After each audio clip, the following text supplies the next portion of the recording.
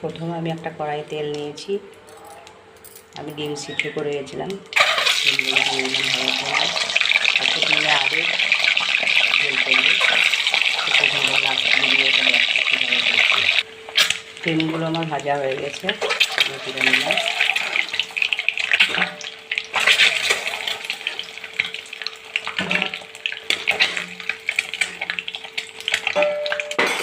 ওই তেলের মধ্যেই কেটে রাখা আলুগুলো আমি দিয়ে দিলাম। আলুগুলো আমার লাল লাল ভাজা হয়ে গেছে। এখানে আমি আদা রসুন পেঁয়াজের পেস্ট বানিয়ে রেখেছি, দিয়ে দিলাম।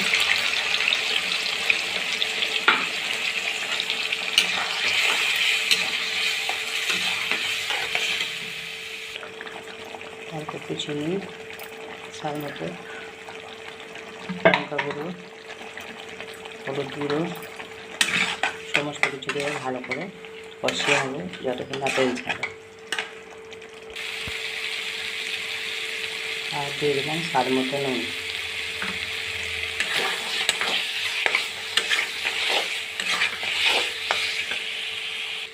ভালো করে মশলাগুলো আমার কষানো হয়ে গেছে, আমি এবার জল দিয়ে দিলাম।